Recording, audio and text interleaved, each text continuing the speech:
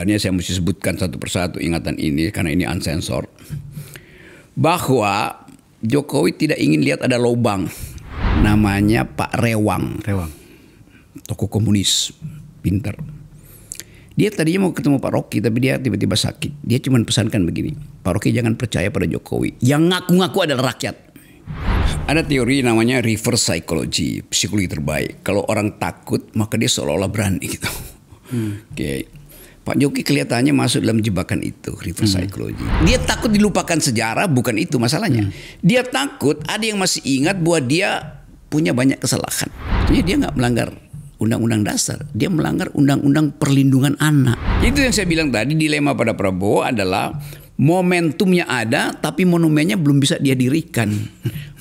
Karena tetap Pak Jokowi masih tadi existingnya ada. Kok pada Jokowi Rocky Gerung keras banget tuh. Pada Prabowo kok kayak diedit gitu. Kan bilang, oke, kalau saya samakan misalnya boleh aja, tetapi saya akan bilang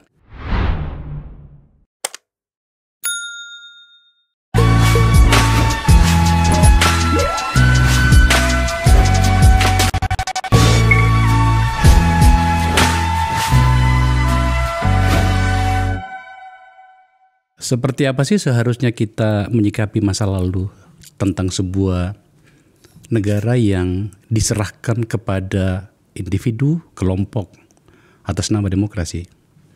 Menurut saya pertanyaan ini sudah harus kita sering ajukan dan kemudian harus kita cari jawabannya.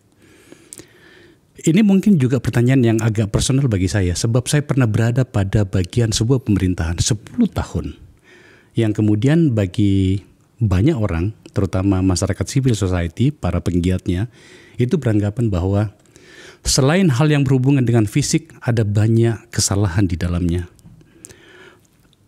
Kesulitan saya hari ini berdiri tegak di ruang sosial itu, hari-hari ini, ruang publik itu adalah saya harus menjawab banyak pertanyaan seperti ini. Saya tidak akan ragu-ragu untuk meminta maaf jika kemudian itu harus saya lakukan. Tetapi itu kita bicarakan pada bagian-bagian akhir nantinya.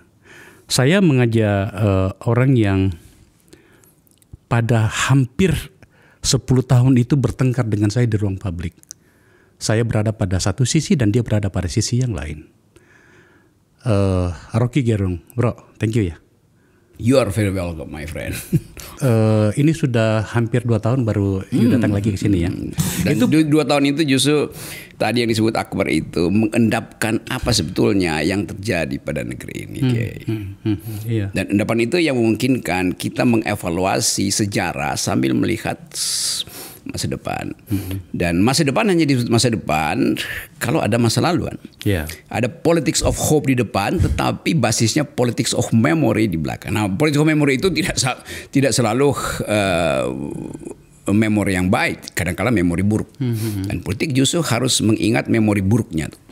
Dalam sebuah acara peluncuran bukunya sahabat kita, Koni Rahakundini Bakri di teater kecil di Tim, tidak lama dari hari ini, Madam Koni itu saya dengan terbuka meminta maaf kepada Rocky pada saat itu. Menurut saya kenapa saya tidak perlu merasa terhina untuk meminta maaf ya, ketika memang itu pernah saya lakukan dulu. Meskipun itu bukan personally semata, karena ada nilai yang saya bawa pada saat itu, keyakinan tepatnya bahwa ada satu figur yang sedang saya usung menjadi presiden, orang itu bernama Jokowi, dan kemudian saya harus membela seluruh apa yang dilakukannya. Sayangnya pada beberapa waktu kemudian saya tidak lagi yakin dengan itu. Dan kalau kemudian saya hari ini diserang Rock di banyak orang, itu tanggung jawab Anda. Tetapi ada yang mengatakan bersyukurlah Anda keluar dari kubangan itu, yang istilah Rocky itu kubangan apa? Kubangan ya itulah kira-kira banyakkan istilah itu. Saya diam saja sambil terus menerus memikirkan. Saya lebih memilih memikirkan gini. Oke, saya harus memulai sebuah titik di mana kemudian optimisme harus saya bangun lagi demi anak cucu kita. Maka bahasa yang sering terlontar dari meja ini Rock adalah oke, mari bercakap-cakap dengan masa depan. Oke. Nah, maka mau tidak mau saya harus menggiring Rocky dulu untuk turun ke bumi. Ya, dari pembicaraan Rocky selama ini. Pertanyaannya begini, Rock. Seperti apakah gerangan bentuk wajah, tindakan, dan pikiran orang baik di dalam dunia politik itu, Rob? Kita mulai dengan perkataan awal istilah politik ketika dibuat oleh Plato, terus oleh Aristotle. Politik artinya peralatan untuk mendistribusikan keadilan. Dia pakai istilah mendistribusikan justice, bukan menghasilkan keadilan. Karena keadilan itu built in di dalam kemanusiaan. Semua orang lahir dengan ide keadilan, dibisikin ayat suci supaya berbuat adil. Jadi keadilan itu tidak mungkin dihasilkan, hanya bisa didistribusikan. Nah, politik bertugas mendistribusikan keadilan. Nah, kegagalan politisi kalau dia tidak mampu mendistribusikan keadilan. Nah, karena itu diperlukan fasilitas. Apa fasilitasnya? Demokrasi. Apa fasilitasnya? Sosialisme, kapitalisme, feodalisme. Tapi ketika kita memilih demokrasi, maka intinya adalah hak rakyat untuk menuntut. Nah, itu yang tidak boleh diabaikan oleh siapapun dia yang menjadi pejabat publik. Saya kasih kritik pada mereka yang tidak mau mendengarkan hak rakyat untuk menuntut. Jadi dari awal itu yang saya pastikan jadi semacam grammar saya di dalam mengevaluasi politik Indonesia. Nah, tuntutan rakyat itu maksimal karena kedaulatan rakyat tidak pernah diserahkan pada politisi. Nah, kesalahan para politisi kita menganggap kedaulatan rakyat diwakilkan oleh mereka. Sebetulnya yang diwakilkan, yang minta diwakilkan oleh rakyat kepentingan politik rakyat yang 5 tahunan. Itu berganti-ganti. Nah, kedaulatan dia absolut tidak boleh diserahkan oleh rakyat pada siapapun. Itu dalil filosofisnya begitu. Nah, itu yang harusnya jadi semacam kurikulum etik untuk memulai memikirkan Indonesia ke masa depan, apa yang mesti dia lakukan. Kita bring ethics first ya. Gitu. Kita gunakan case kita. Ya. Kita kembali ke sekitar 15 tahun atau 10 tahun yang lalu, di mana pada saat itu kita sering bertengkar di ruang publik, bukan bertengkar secara personal, tapi pada wilayah gagasan itu. Supaya publik itu bisa belajar dari kita-kita ini yang sering berbicara di ruang publik. Pada masa itu Akbar Faisal sebagai seorang yang berada pada ring utama Jokowi pada saat memulai jadi presiden hingga beberapa tahun awalnya, saya merasa meyakini bahwa orang ini adalah wakil dari seluruh pikiran dan harapan kita tentang Indonesia yang lebih baik. Dia berasal dari bukan siapa-siapa, tidak punya dosa masa lalu, seperti itu. Sementara Rocky yang lebih dulu berada di ruang politik dibanding saya karena bersama dengan beberapa tokoh pada masa itu, mungkin saja lebih mampu melihat sesuatu di situ. Tetapi sudah terjadi, kita bertengkar gitu ya, kita bertengkar. Kenapa gerangan tiba-tiba kemudian saya harus menerima sebuah realitas bahwa ternyata saya keliru dan saya harus meminta maaf kepada Rocky Gerung tentang itu? Saya tidak pernah memaafkan orang sebetulnya. Karena maaf itu soal personal. Dalam soal publik itu nggak boleh orang minta maaf. Salah memang, salah berhitung. Itu aja kan. Jadi tidak ada yang personal bagi saya.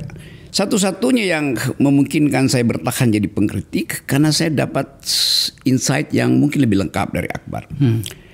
Akbar Faisal ada di dalam rejim Jokowi. Ketika Jokowi jadi presiden, pertanyaannya apakah Akbar Faisal tahu kelakuan Jokowi ketika dia jadi wali kota? Pasti nggak tahu, saya tahu itu. Nah, karena itu saya mulai mencicil, saya masih tahan itu. Mungkin setelah periode Presiden Jokowi mulai 6 bulan pertama baru saya mulai kasih kritik. Saya kasih genealoginya. Satu waktu saya datang ke Surakarta, diminta memberi kuliah umum di Universitas Negeri UNS. Habis saya kasih kuliah, datang 2-3 orang. Saya masih kasih kuliah, kasih notes di situ tuh. Pak Rocky, nanti kami mau bertemu tuh. Saya pikir dosen-dosen muda. Saya bilang, mana yang mau ketemu? Datang satu-satu. Enggak, kami bukan dosen. Loh, jadi kalian apa? Kami mau ngomong tapi enggak di kampus. Ngomong di angkringan. Datang saya ke situ. Mulai dia bilang, saya mewakili seorang tokoh rakyat, anggota Partai Komunis Indonesia, anggota Komite Sentral CCPKI paling muda mewakili pemuda rakyat karena dia ketua pemuda rakyat yang ditahan di Cipinang 12-13 tahun. Namanya Pak Rewang. Tokoh komunis, pintar. Dia tadinya mau ketemu Pak Rocky, tapi dia tiba-tiba sakit. Dia cuma pesankan begini, Pak Rocky jangan percaya pada Jokowi. Yang ngaku-ngaku adalah rakyat. Saya ini pemimpin rakyat. Lalu bercakap-cakaplah di situ. Untuk satu isu pada waktu itu, Jokowi dielulukan oleh pers sebagai orang yang berhasil memindahkan pedagang kaki lima di yang gede itu. Pasar Klewer ya? Pasar Klewer. Yang kemudian dinarasikan 30 hari Jokowi nego dengan rakyat untuk dipindahkan dan akhirnya berhasil. Dan nego itu dipamerkan di pendopo depan rumah wali kota kan. Anak-anak itu bilang itu bohong. Kenapa? Udah ada under table transaction bahwa akan dipindahkan karena udah dibayar. Tetapi Jokowi ingin itu dipamerkan terus sebagai hasil negosiasi dia. Siapa yang bayar? Oligarki. Sebut nama Sritex, kamu disebut itu apa namanya Sinarmas segala macam. Pokoknya semua oligarki yang ada di Solo. Jadi dia mau gambarkan begini, setiap kali ada lubang di jalan Solo itu, akhirnya saya mesti sebutkan satu persatu ingatan ini karena ini unsensor, bahwa Jokowi tidak ingin lihat ada lubang, maka besok pagi itu langsung selesai itu. Sekarang dari mana uangnya tuh? Bukan belum dia di APBD kan? Ya duit oligarki. Itu pertama kali saya merasa ini ada yang nggak benar nih Pak Jokowi ini, pencitraan. Jadi tapi saya masih tahan tuh, saya nggak kasih kritik tuh. Saya kritik beliau ketika jadi presiden kok. Lalu menyusul lagi tuh soal SMK, makin lama makin saya lihat, waduh. Akhirnya sebelum pemilu pertama Presiden Jokowi itu dia mau bikin buku. Teman-teman yang lagi menyiapkan buku Nawacita, Revolusi Mental, kan teman-teman saya tuh. Sudah dekan Fakultas Hukum Psikologi sekarang Selalu Bagus Takwin, lalu siapa profesor psikologi politik di situ yang jadi ketua segala macam, anak-anak. Jadi banyak dosen yang memang ingin membuatkan buku tuh. Saya bilang begini, buatkan buku buat Jokowi, ambil contoh yang pernah ditradisikan di dalam Pilpres Amerika. Saya bilang saya masih ingat bukan Donald Trump, Bill Clinton dulu waktu dia maju untuk jadi presiden, dia menulis buku yang isinya ada semua program yang akan dia jalankan. Jadi buku kampanye itu sekaligus buku ide tentang program dia kalau jadi presiden 4 tahun di Amerika.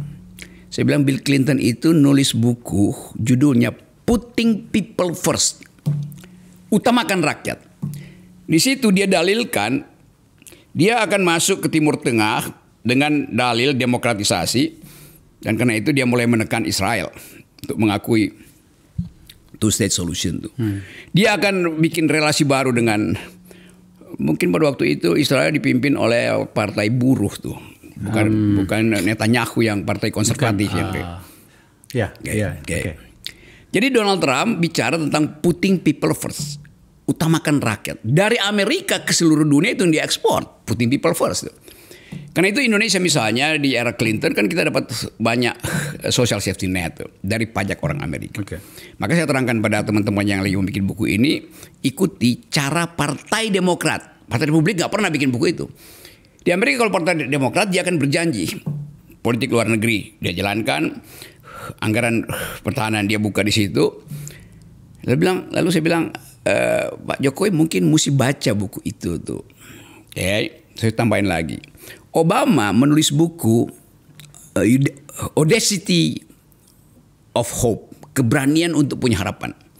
Dia dalilkan di situ tuh relasi dengan Timur Tengah, demokrasi yang harus dimulai oleh prinsip dalam tradisi Amerika, habits of the heart, kebiasaan dari dalam hati yang ditulis dulu oleh Tocqueville kan.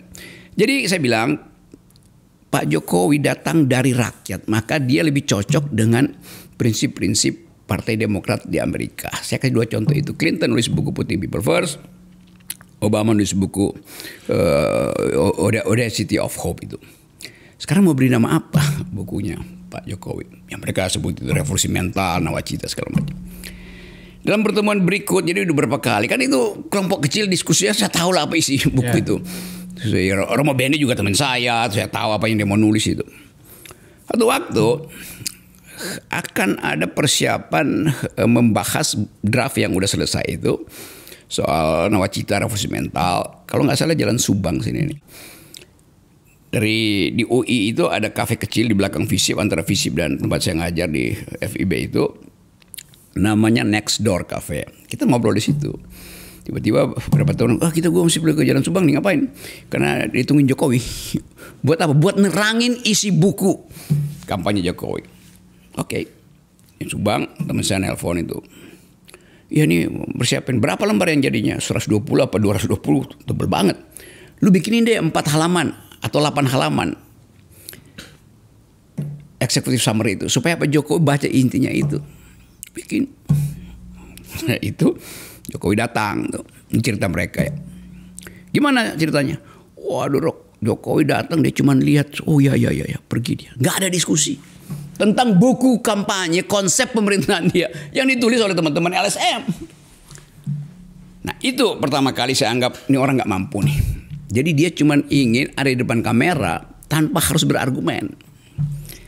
Nah itu poin saya pertama tuh yang saya anggap bahwa nggak mampu. Maka saya mulai debat dengan mereka. Teten berupa sebagai ketua tim pemenangan segala itu, saya berkelahi sama Teten tuh, dibantuin dong Rok. Nggak bisa gue mau bantuin orang yang nggak bisa berpikir. Bagaimana caranya Ten? Di tempat Arifin Panogoro semua LSM ada di situ. Lu Rok memang dari dulu cuma tukang kasih. Iya gue bilang. Tetapi gue ingin ajak Pak Jokowi berpikir. Akhirnya kita bikin nego nih. Ini panjang ceritanya. Saya biarkan karena saya agak paham proses ini. Ya saya bilang begini, masih ada siapa dulu tuh, Emi Hafid, semua tokoh LSM ya, almarhum Emi Hafid. Almarhum. Akhirnya gue bilang begini, oke deh, gue nggak akan larang lu orang masuk ke Pak Kabinet, mulai dari KSP segala macam, jadi staf khusus. Tapi kita bikin perjanjian ya. Kalian kan teman-teman gue tuh, LSM lingkungan, LSM LBS segala macam itu akademisi. Apa perjanjiannya? Gini. Lu masuk ke dalam atas izin kita yang di luar. Setuju kan? Oh ya setuju. Apa yang kita lakukan? Didik Pak Jokowi dengan ide-ide tentang demokrasi, human rights, civil society. Oh ya kita akan lakukan. Oke. Sekarang ada prinsipnya. Di dalam persahabatan untuk menghasilkan pemimpin, you ada di dalam atas izin kita. Oleh karena itu gue yang di luar, lu harus laporin ke gue apa yang ada di luar. Fair dong tuh. Kalau saya mau bantu kok. Mau Benny saya bilang begitu juga tuh. Ben, lu berteman sama gue. Bahkan semua kalau lu nggak bisa mampu menulis tentang pluralisme, gue yang tulisin ide-ide pluralisme supaya Pak Jokowi baca itu dia dipidatokan soal itu pikiran dia tuh. Gue brief. Kayaknya waktu itu Romo Benny bilang, gue akan ngomong sama Pratikno. Akhirnya nggak jadi. Karena mencurigai saya. Jadi dari awal saya bilang Pak Jokowi under capacity, tetapi dia semacam percobaan kita untuk memulai tradisi civilian values itu. Sampai di situ, Rok. Okay. Maka saya punya titik pertemuan dari apa yang akan saya bahas selanjutnya. Saya rasa inilah problem kita ya. Pada saat yang bersamaan kita menyetujui dan mengiyakan bahwa jalan terbaik bagi bangsa ini menuju masa depan bernama demokrasi. Oke. Muncul seorang yang Rocky jelaskan tadi. Dalam alam bawah sadar budaya Indonesia tampaknya orang seperti ini disukai banget. Alam bawah sadar, oke. Iya.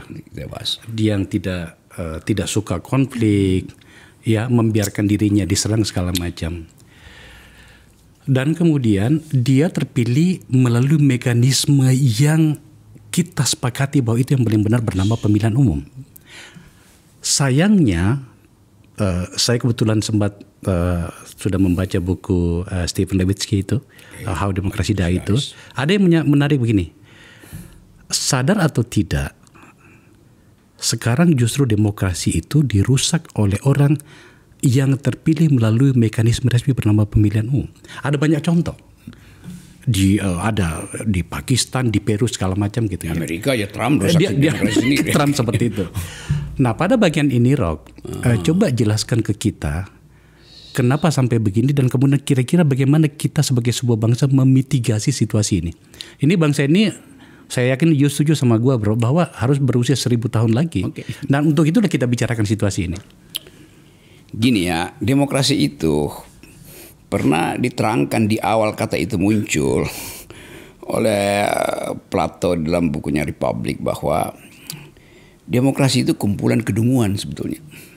Kenapa begitu? Karena orang harus meyakinkan dirinya sendiri bahwa orang yang di depan dia juga punya pikiran yang sama. Itu kan. Padahal sebetulnya orang di depan saya mungkin menyimpan kebusukan. Tetapi kita mesti hormati dia karena primus inter pares, prinsip-prinsip begituan. Karena itu kemudian berkembang teori bahwa iya, sebaiknya di dalam keadaan demokrasi yang memimpin itu tidak perlu dipilih. Tetapi cukup diundi gitu. Demokrasi awal di Athena itu diundi, nggak dipilih. Karena menganggap bahwa setiap orang sama kedudukan moralnya, maka siapapun yang terpilih dia akan mewakili temennya tuh. Gitu. Jadi nggak perlu anggap aja semuanya sama. Oleh karena itu diundi aja tuh. Tapi kemudian berkembang juga pikiran bahwa ya kalau diundi nanti yang terundi itu belum tentu yang terbaik walaupun prinsipnya sama-sama baik. Mending dibikin satu kepastian bahwa yang boleh memimpin adalah mereka yang punya otak.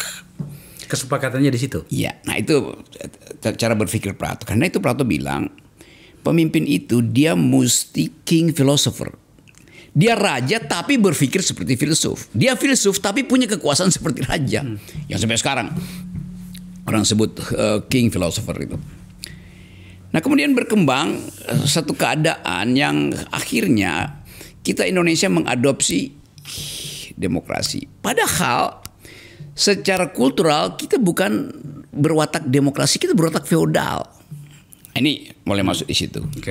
Nah, jadi demokrasi itu hanya mungkin tumbuh di dalam keadaan tidak adanya kultur feodal. Nah, Indonesia antropologinya masih feodalistik. Jadi demokrasi ditaruh di situ sebagai institusi, tetapi tidak mengalami institusionalisasi. Dia tidak mengalami internalisasi. Jadi ya ketua-ketua partai kan feodal semua itu kan. Padahal demokrasi tidak menghendaki itu. Jadi memang mungkin tidak cocok buat Indonesia. Tetapi di dalam permainan politik global ya cuman itu cara untuk menghasilkan peradaban. Nah sekarang orang misalnya ada soal Iran. Iran memilih teokrasi itu. Dan orang sekarang muji-muji. Ya teokrasi ternyata lebih mampu untuk menjamin kepastian hidup daripada demokrasi ala Amerika yang menghasilkan seorang monster namanya Donald Trump. Megalomania dia tuh. Tapi ini perbandingan. Nah, balik pada problem tadi. Kendati demokrasi terhalang oleh feodalisme di Indonesia, tapi kan kita mesti terobos itu. Karena nggak mungkin kita balik jadi pusat-pusat kerajaan itu. Nah, yang tidak ada di kita adalah kurikulum di partai politik untuk membackup ide pendidikan politik in optima forma dengan nilai-nilai demokrasi. Mulai dari pemilihan ketua umum. Jadi kalau misalnya kita pastikan bisa nggak kita ubah, bisa. Tetapi mesti mulai dari unit paling kecil di mana demokrasi itu diajarkan, yaitu di partai politik. Nah, money politics masih ada di situ tuh. Nah, Akbar mengerti itu tuh, tapi berupaya untuk menyeimbangkan antara pragmatisme politik pada waktu itu karena partai berkuasa dengan nilai yang meluap-luap untuk keluar dari jebakan pragmatisme kan. Nah, baru setelah tadi terlihat bahwa memang Pak Jokowi akhirnya lebih berambisi menjadi raja ketimbang menjadi demokrat, maka jadi final bahwa semua orang akhirnya menganggap Jokowi memang tidak punya watak seorang demokrat. Saya terima, Rod. Tapi pada bagian ini ada yang harus kita bicarakan. Ya. Semoga saja penonton kita di sini bisa kita bisa belajar bersama, istilah saya seperti itu. Ya, adalah bersama, tentang jebakan populisme. Oke, ya. Populisme. Harus diakui bahwa karena kita bicara tentang seorang yang pernah memimpin kita selama 10 tahun, yang kemudian dampak yang kita bicarakan hari ini bernama Jokowi, itu sangat populer. Saya tiba-tiba ingat perkataan seorang rakyat Venezuela kepada Chavez. Dia katakan, kami ini bangsa yang terinfeksi virus. Beruntunglah kami punya satu antibiotik bernama Chavez. Tapi dalam jangka waktu 3 tahun, Chavez merusak semua itu. Saya tidak ngerti dan saya tidak menemukan kata yang pas. Apakah harus se-ekstrim itu saya menilai orang yang pernah saya dukung bernama Jokowi? Tetapi yang saya mau Rocky bahas di sini adalah bagaimana dengan populisme itu tadi? Tidakkah itu juga adalah gambaran dari sebuah masyarakat yang juga penuh ada harapan gitu? Kita sebut populisme setelah statistik menunjukkan itu. Kan? Ya. Tapi kita juga mau lihat apakah statistik itu membaca atau disuruh membaca bahwa ini populisme kan. Ya. Jadi ada kesalahan media di situ. Harusnya dari awal ada persaingan di dalam lembaga survei. Tapi kelihatannya lembaga survei itu pemodalnya tunggal. Maka dibikin begituan. Jadi populisme yang tadinya sebetulnya datang karena orang percaya pada program, itu sudah diawali dengan pencitraan yang populis. Mulai dengan baju 200.000 segala macam. Jadi dia contagious itu, menular itu, meracuni publik itu. Sehingga populisme Pak Jokowi itu tidak dilihat pada programnya, tetapi pada penampilan publiknya. Nah, bercampurlah di situ antara feodalisme dan populisme pada akhirnya tuh. Masyarakat agraris pasti feodalnya tinggi tuh. Masyarakat kota populismenya itu dirayu oleh buzzer, dirayu oleh hal-hal yang dangkal. Jadi bukan populisme dalam pengertian wow itu betul-betul ada satu ideologi yang hendak memuliakan rakyat. Dari awal saya nggak lihat itu. Jadi pengetahuan saya tentang Pak Jokowi akhirnya makin lengkap bahwa oke, ini pasti dibuat, ini direkayasa. Istilah yang paling tepat itu adalah kegagalan kita untuk memikirkan imajinasi di belakang populisme ini apa sebetulnya. Nah, belakangan baru kita tahu imajinasi Pak Jokowi adalah dinasti ternyata tuh. Jadi demi dinasti populisme diajukan itu. Itu yang biasa disebut sebagai rasa malu Prometheus itu. Kemungkinan-kemungkinan itu sampai sekarang masih berbekas. Jadi sekali lagi populisme itu tidak didasarkan pada sesuatu yang bergolak secara sosial, tetapi didasarkan pada politik pendangkalan media massa. Jadi kita mesti bilang ya media massa kita itu paling bertanggung jawab karena mempopuliskan Pak Jokowi yang tidak punya ide populisme. Kenapa? Ya Jokowi tetap seorang yang feodal, yang ingin melihat simbol-simbol kerajaan sebetulnya tuh. Kalau seorang populis Amerika Latin dia akan berupaya untuk tampil sebagai seorang raja Jawa kan. Risiko lanjutan dari wah ini berat. Ya. Risiko lanjutan dari efek yang kita bahas ini menyangkut dengan hadirnya seorang figur populis tadi bernama Jokowi adalah karena dia kan sipil ya. Yes. Dan itu ternyata juga terjadi di berbagai tempat di dunia ya. Buku yang saya sebutkan tadi itu bukunya Stephen Levinsky itu mengatakan itu bahwa momok demokrasi itu bukan lagi militer. Ini menarik nih. Yes. Momok demokrasi bukan lagi militer. Militer yang muncul dengan wajah menakutkan berikut dengan moncongnya itu bukan lagi pembunuh utama demokrasi. Ini menarik nih. Justru adalah orang-orang sipil yang terpilih melalui mekanisme demokrasi yang merupakan pengakuan atas hak-hak sipil itu. Ini berisiko makanya saya gunakan istilah ini risiko lanjutan. Karena kita kan ini kan orang sipil semua kan. Lama-lama kemudian kita dianggap kalian tidak layak untuk mengelola negara. Maka kembalilah ke tangan militer dan segala macam. Perdebatan itu kan muncul sekarang ini. Rob, jelaskan kepada kami semuanya, kepada kita bahwa bagaimana kita harus menyikapi situasi ini. Nggak ada orang yang pernah menghitung bahwa Hitler seorang sipil itu terpilih secara demokratis lalu membunuh 6 juta orang itu. Jadi sejarah banyak melahirkan paradoks itu. Tapi satu hal yang kita pusatkan sekarang, orang sipil itu bukan orangnya sebetulnya. Militer itu bukan orangnya tapi value-nya. Kan SBY seorang militer. Tapi dia memakai civilian value ketika jadi presiden kan. Jokowi seorang sipil, tapi dia nggak mengerti civilian value itu.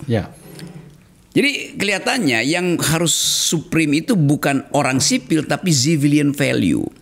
Bukan the supremacy of the civilian, tapi the supremacy of civilian value. Nilai sipil itu.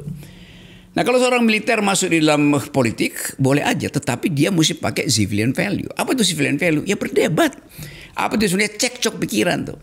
Di dalam tradisi militer nggak boleh ada diskusi. Begitu Anda membidik, Anda tidak boleh ragu. Bila masih ragu, jangan membidik. Kalau sudah membidik, segera tarik picunya. Itu konsekuensinya kan. Jadi nggak boleh ada lagi debat-debat. Nah dalam tradisi sipil nggak begitu, kita mesti cekcok dulu. Nah, di dalam militer berlaku prinsip military efisiensi yang sudah diputuskan tidak boleh ada debat. Nah sekarang orang mulai mempersoalkan apakah teman-teman militer ini kalau masuk di lembaga sipil bisa mengalihkan wilayah emosinya itu ke dalam wilayah civilian value. Nah itu yang kemudian sekarang contoh misalnya undang-undang TNI itu kan diributkan oleh masyarakat sipil. Lalu DPR bahkan kalau tentara bilang apa hak legal standing kalian? Ya masuk akal lah karena tentara merasa kalian kan gak dirugikan.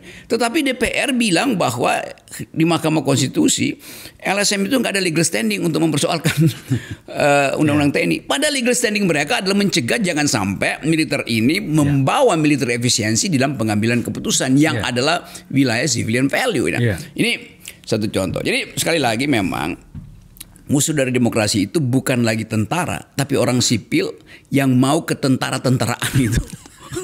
Mulai dengan pakai seragam. Bayangin misalnya satu kabinet sekarang itu pakai seragam semua itu kan pakai bintang, ngapain coba? Buat menunjukkan bahwa ini cuma dirjen, yang ini adalah irjen, yang ini menteri mesti 4 bintang di sana. Kan itu kan tradisi pretorian kan.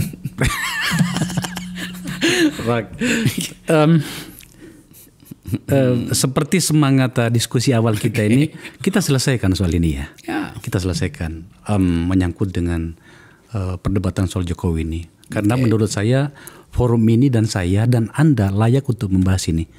Saya tidak mau melayani para pendukung yang kebetulan hari ini mengambil posisi membela seluruh sisi kehidupan Pak Jokowi. Karena mereka tidak tahu siapa Pak Jokowi. Karena saya ikut dari awal, saya tahu, saya tidak perlu melayani itu ya. Ya ada pendengung yang betul-betul karena nggak bisa berpikir, ada pendengung yang hanya memikirkan imbalan materi karena jadi pendengung itu. Nah itulah kira-kira. Nah apa yang saya maksud adalah ternyata Pak Jokowi tak pergi, dia tetap ada di pemerintahan ini maksud saya. Harus kita sebutkan, mohon maaf dengan seluruh pilihan kata yang akan saya pilih pada teman-teman yang ada di pemerintahan, Pak Jokowi masih ada. Kita tidak menghalangi beliau berteman dengan Pak Prabowo. Itu adalah personally ya. Ya betul. Ya, tetapi tampak kemudian orang membicarakannya bahwa tampaknya ada beberapa kendala psikologis di situ. Secara kelembagaan yang lebih tinggi, lebih kuat lagi kehadirannya melalui anaknya sebagai wakil presiden. Dalam konteks yang lain, dia tetap hadir juga dalam elemen-elemen negara bernama partai politik. Anaknya ada di PSI. Sebagai ketua umum bahkan gitu ya. Dan dia juga mengelola ormas. Secara kultural dia rawat situasi ini. Saya harus menggunakan kata mobilisasi orang-orang menuju ke Solo. Ya kan, ke rumahnya itu. Saya melihatnya sebagai fenomena kultural. Kesimpulannya adalah ternyata Pak Jokowi tidak pergi. Masalahnya adalah pada beberapa riak dan atau gerak pemerintahan tampak ada kecanggungan. Kecanggungan wajar saja sih gitu ya. Tapi kan ini tak bagus pada banyak sisi terhadap kita sebagai orang-orang yang merasa bahwa ada yang harus dipertanggungjawabkan di masa yang lalu. Coba Rok jelaskan ke kami bagaimana pula kita harus menyikapi ini. Ada teori namanya reverse psychology, psikologi terbaik. Kalau orang takut maka dia seolah-olah berani gitu. Pak Jokowi kelihatannya masuk dalam jebakan itu, reverse psychology. Justru karena dia takut satu waktu dia akan dipersoalkan, maka tadi dia memobilisasi pendukungnya. Dia tahu bahwa buzzer-buzzer ini ya tergantung uang. Dia tahu bahwa partai politik tergantung ketua umumnya. Maka satu-satunya alasan untuk bertahan dan percaya dia akan terlindungi ya anaknya akhirnya.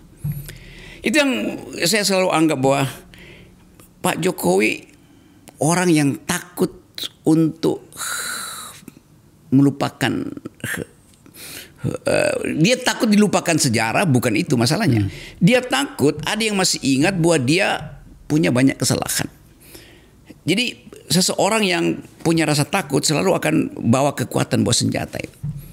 Seorang samurai kalau dia udah makrifat, dia akan abaikan samurai itu.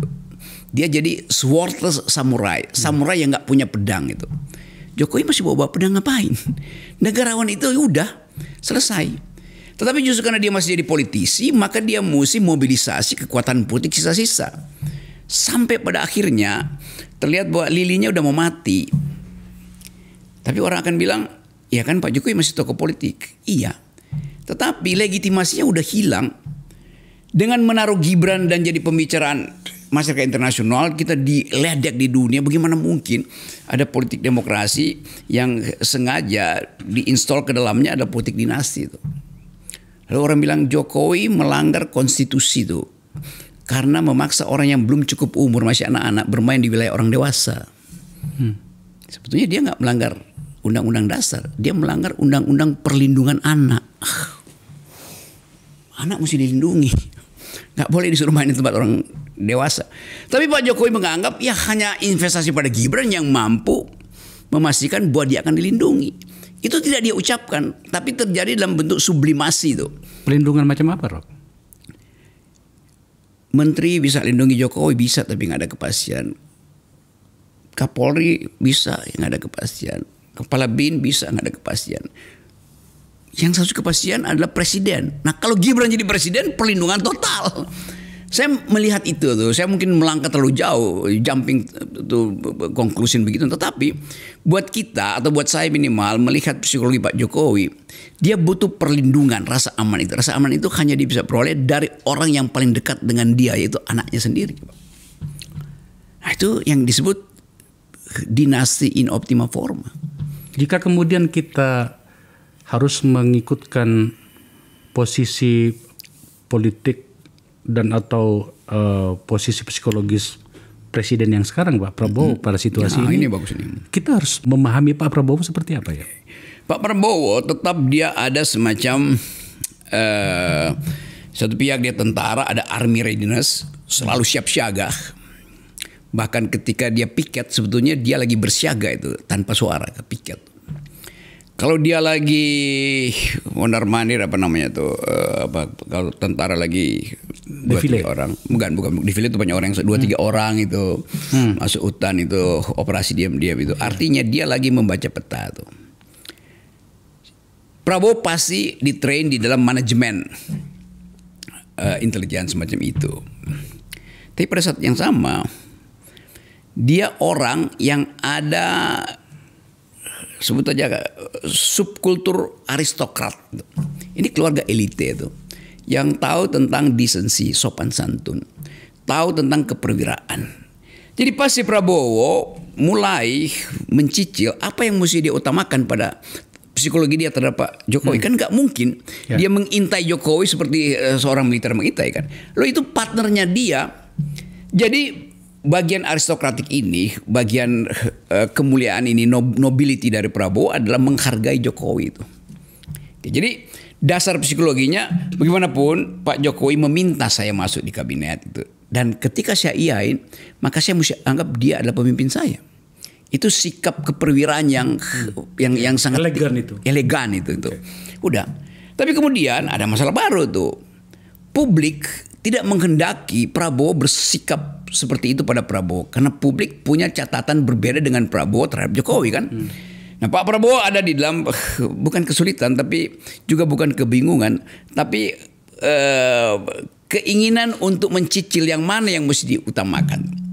Nah, satu waktu misalnya itu akan terjadi bahwa saya sudah cukup memperlihatkan sikap aristokratik tadi, keeleganan itu. Tapi sekarang ada masalah baru yang sangat real, yaitu macetnya demokrasi, tuntutan terhadap ijazah palsu segala macam itu. Jadi satu waktu Prabowo akan, dalam analisa saya, moral publik itu, moral call dari publik itu akan melampaui penghormatan aristokratik beliau pada Presiden Jokowi. Walaupun itu tidak memutus persahabatan. Itu yang menjadi. Ya, saya bisa memahami itu, Rock.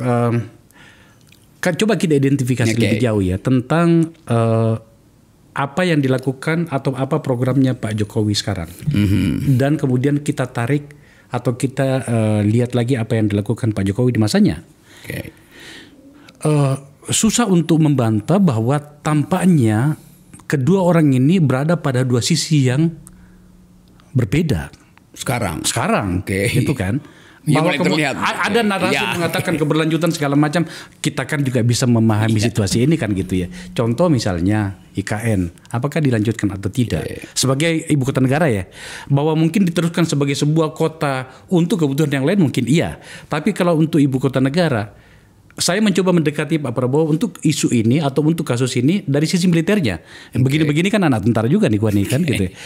Pasti Pak Prabowo menghitung risiko keamanan dari ibu kota yang bersisian dengan Alki itu seperti apa. Kita bisa baca itu. Nah ini Irak ini Iran dengan Israel aja jaraknya 1000-an kilometer bisa dengan presisi tiba. Apalagi kalau ternyata kapal perang negara lain itu lewat di Alki di mana ibu kota negara dari situ. Belum lagi yang lain. Maka kemudian agak sulit untuk mengatakan tidak atau Rocky keliru dengan pendekatan itu tadi. Maka kalau begitu ceritanya maka ya memang kita tampaknya menunggu waktu ya. Ya ada pertimbangan pragmatis pada Prabowo itu, terutama pertimbangan kelayakan secara ekonomi, kelayakan secara security dan kelayakan secara ekologi kan. Nah ide-ide ini kan baru muncul atau Prabowo mungkin dari awal punya ide itu, tapi ide itu kemudian diperkuat oleh analisis ilmu pengetahuan, akademisi, talk show semacam ini. Jadi itu yang saya terangkan tadi, satu waktu Prabowo mesti memilih apa yang mesti surplus pada dia. Legitimasi publik terhadap Prabowo atau raport psikologi Prabowo dengan Pak Jokowi. Di dalam upaya untuk memaksimalkan, apalagi sekarang Prabowo berupaya untuk memperlihatkan program-program dia yang humanistik, sosialistik itu, dia perlu landasan legitimasi baru tuh. Nah landasan itu pasti berbeda dengan Jokowi. Nah orang analisisnya kan Prabowo pelan-pelan atau silent operation, ini tentakel Jokowi digunting satu-satu. Ya tapi orang kemudian lagi ya tapi masih ada yang dimasukin jadi komisaris. Jadi itu yang saya bilang tadi, dilema pada Prabowo adalah momentumnya ada tapi monumennya belum bisa dia dirikan. Karena tetap Pak Jokowi masih tadi existingnya ada. Nah lain kalau Prabowo menganggap bahwa iya kekuatan Pak Jokowi itu sebetulnya sedang melemah. Oke, pasti melemah kan.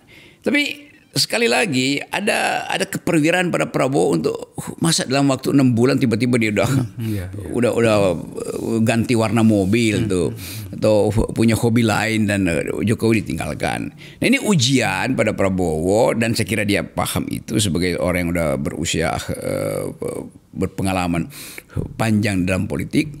Tentu dia lihat yang mana yang strategis, mengandalkan opini publik. Dan kelihatannya opini publik makin lama makin menggerogoti legitimasi Gibran, Yunto, Jokowi, lalu Prabowo diam aja.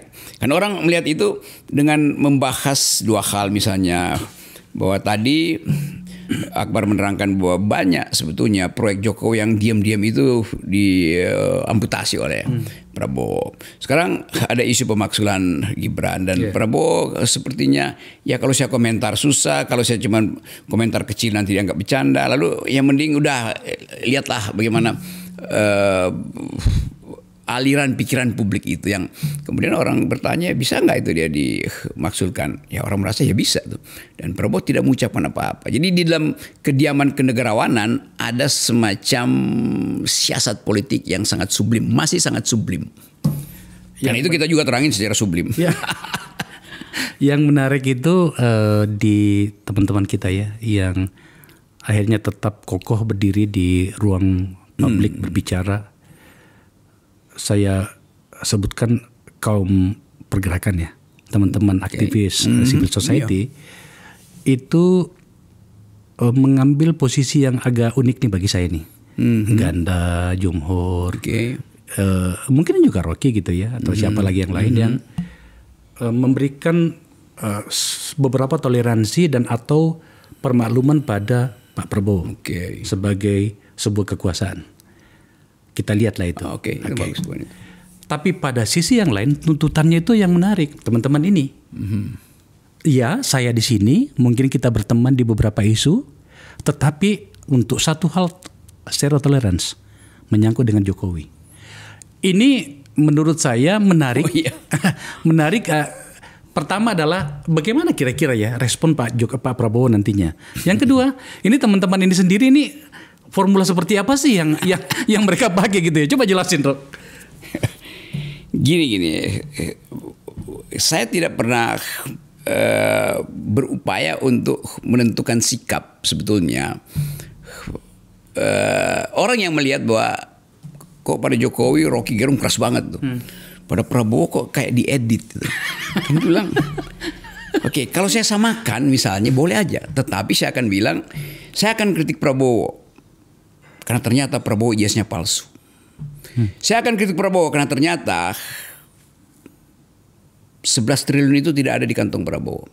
Saya akan kritik Prabowo ternyata desain awal IKN itu adalah Prabowo. Saya akan kritik Prabowo karena ternyata SMK itu adalah Prabowo.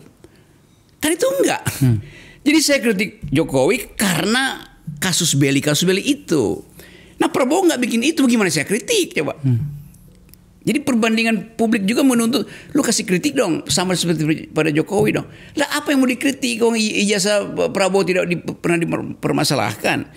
Ekonomi belum tentu tercapai 8%, tetapi Prabowo sendiri pindah personnel yang bahwa nggak perlu 8%, yang penting kesejahteraan publik dijamin tuh.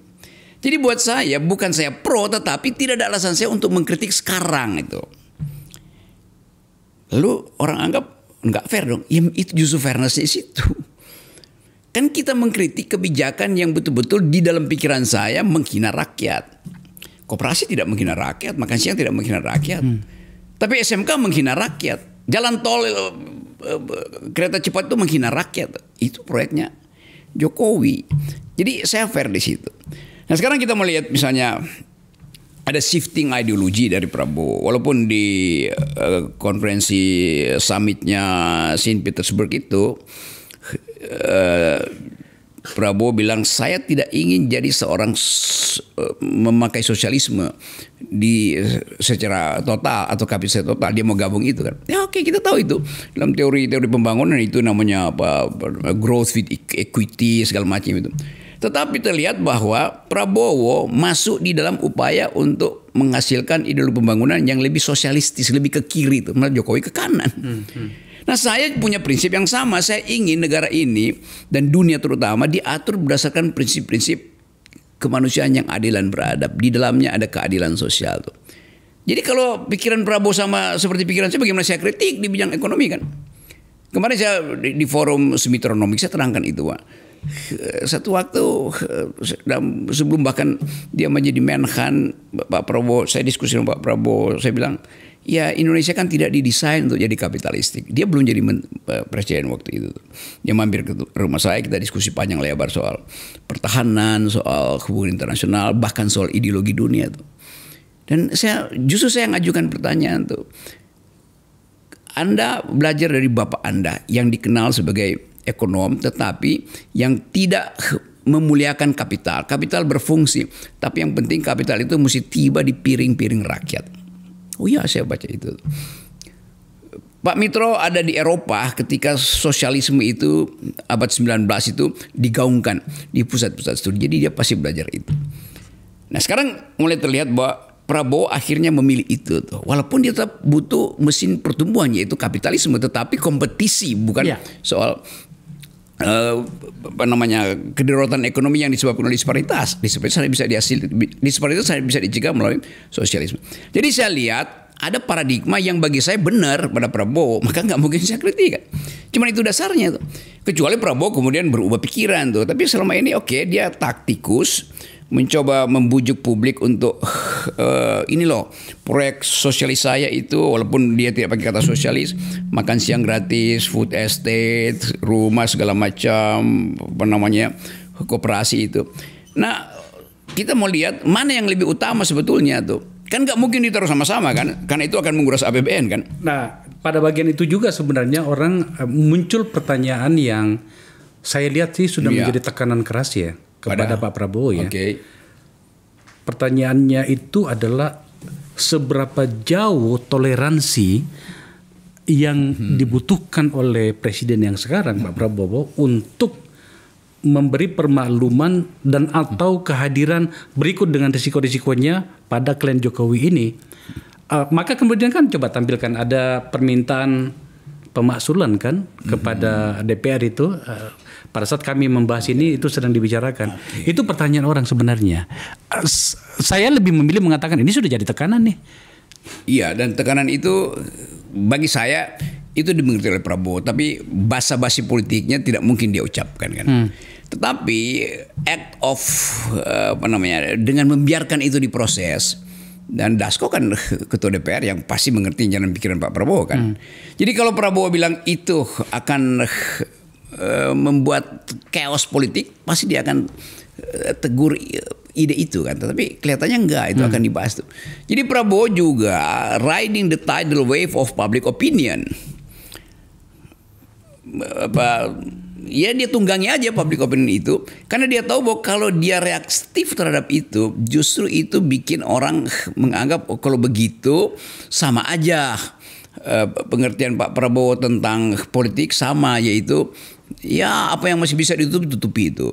Tapi mungkin dia udah berpikir bahwa nggak mungkin ditutupi isu tentang pemaksulan itu. Apalagi kalau kita baca secara between the lines bahwa Prabowo sebetulnya akomodatif atau minimal adaptif terhadap permintaan Purnawirawan itu. Jadi kelihatannya itu pertarungan hari ini. Nah sekarang tinggal kita hitung ya kalau itu terjadi, dan saya kira akan terjadi ya dalam intuisi saya.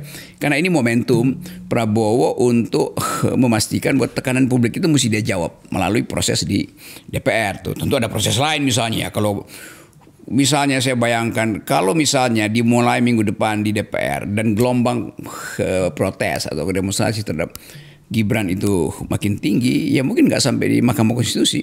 Karena kita ulangi aja 98 kan. Atau kita pernah punya presiden yang sama itu.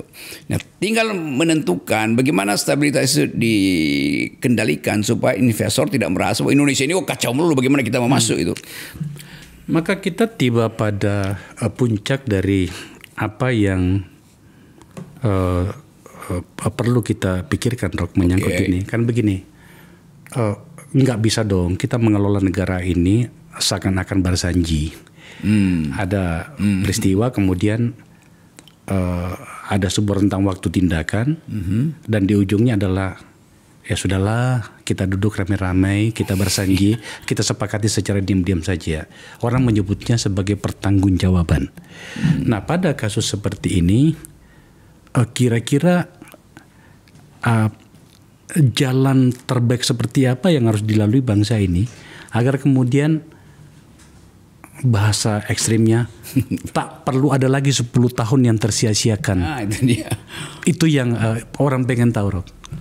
Kalau saya baca public opinion dan tafsirkan dia secara hermeneutik, semua orang ingin supaya Prabowo punya sesuatu yang otentik.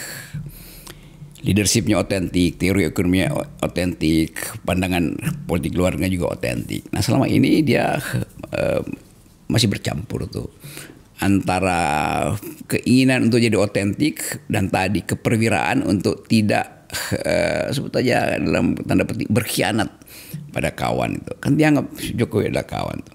Jadi berhak Prabowo untuk Prabowo memuji Jokowi itu dalam prinsip tadi bahwa dia tahu persoalan inti negeri ini adalah ketidakadilan. Karena itu korupsi akan dia basmi. Dia tahu bahwa ketidakadilan itu juga disebabkan oleh kebijakan ekonomi Jokowi yang terlalu permisif terhadap oligarki. Kan dia tahu itu kan. Yeah. Tapi itu kan nggak mungkin dia batalkan tuh. Dia bisa perbaiki itu ke depan dengan harapan orang mengerti bahwa dengan memperbaiki ke depan dia sudah menghukum Jokowi. Tapi nggak mungkin dia hukum Jokowi secara keperwiraannya. Yeah. Tetapi publik tetap tuntut itu. Hukum dong, kan dia bersalah. Kenapa Indonesia buruk sekarang? Ya karena Jokowi 10 tahun menghabiskan APBN itu. Jadi sebetulnya dilema itu ada pada setiap pemimpin. Nah sekarang dilema itu betul-betul keras. Karena ada yang batu ujinya, yaitu Gibran mau dimaksulkan apa enggak. Begitu Gibran dimaksulkan, it goes without saying bahwa Jokowi juga sebetulnya dilengserkan secara mikul duwur mendem jero, kira begitu. Nah itu yang orang anggap ya itu juga mungkin bijak ya. Kalau Gibran diproses maka dinasti Jokowi berhenti. Tetapi persahabatan Presiden Prabowo dengan Jokowi ya jalan terus saja kan. Itu kan itu dari oke, saya terima. Itu dalam ruang atau area permainan tanda petik untuk Pak Prabowo. Juga tentang Gibran. Tapi pertanyaan ini sebenarnya lebih spesifik tentang Jokowinya sendiri. Kalau dibuat dalam gambaran yang lebih jauh, kan di luar negeri itu ada, kemarin kan di Korea tuh ada seorang presiden yang bahkan terkena, kalau nggak salah bahkan pidana karena membantu menantunya mendapatkan pekerjaan. Bahkan sampai pada tahap itu pun mereka memiliki etika itu. Saya lagi-lagi ingin memediasi pikiran banyak orang di ruang ini. Bagaimana dengan pertanggungjawaban terhadap atau seorang Jokowi terhadap bangsa ini? Ya, itu yang saya sebut tadi. Dari segi Pak Prabowo udahlah. Begitu Gibran lengser, itu artinya hukuman juga pada Jokowi. Tetapi itu adalah relasi personal dia. Publik tetap menginginkan pengadilan Jokowi. Dan saya anggap ya memang harus. Karena ada kejahatan di situ. Banyak kejahatan di situ. Jadi buka aja kan, nggak ada soal. Nanti Indonesia tidak. Jadi tetap saya bedain antara cara Prabowo merawat psikologi Jokowi dan cara publik untuk meminta cara rawat dengan cara yang lebih kejam, yaitu hukum itu. Sama aja. Kan itu juga pelajaran yang sama kan. Jadi Prabowo mungkin ya pakai semacam soft power, publik bilang nggak bisa itu. Mesti ada hardcore-nya, mesti dibuka gitu. Dan memang akhirnya mulai terasa dibuka perlahanan tapi pasti akan sangat radikal. Tom Lembong dalam pengadilan kemarin saksinya menyebutkan ada perintah Presiden Jokowi. Andi Wijayanto, bekas orang dekat Jokowi, mengatakan bahwa iya, saya tahu perbuatan itu soal ijazah palsu itu. PDIP apalagi itu. Jadi kalau kumpulan dari sebut aja, ini bukan keadilan jalanan, tapi akal sehat yang muncul dan menganggap bahwa ya Jokowi ternyata menyembunyikan banyak kejahatan. Dan kalaupun kalaupun itu dilakukan dalam hal ini adalah memakai mekanisme hukum, itu bukan barang baru bagi kita. Ya betul. Soekarno pernah. Gus Dur pernah. Gus Dur juga pernah. Habibie kena. Terakhir menyangkut dengan ini. Apa benar dan Anda yakin bangsa ini akan memulai sebuah titik karakter dan budaya politik yang baru kalau ini ternyata benar terjadi? Ya, saya kira itu. Jadi tetap kan satu kimia itu betul-betul dia terpisah secara kualitatif kalau dihasilkan alat pemisahnya itu. Nah, kalau tidak ya dia tetap bercampur. Jadi kita betul-betul mesti pisahin ini supaya negeri ini melihat dengan baik bahwa kita masih bisa punya harapan, politics of hope. Kalau politics of memory ini tidak dimikul dur mendem jerokkan, dia dibuka sebagai kasus. Dan ini hal yang pelajaran kita ya begitu, dibuka sebagai kasus. Supaya tidak ada aglutinasi, menggumpal begitu aja loh, kita seolah-olah ya nggak ada masalah tuh. Kan Pak Harto juga ya, kita satu waktu kita akan bilang bahwa ya Pak Harto memang mengundurkan diri pada waktu itu sehingga kasusnya jadi clear itu, masuk pengadilan, beliau mulai diproses hukum tapi kemudian meninggal itu.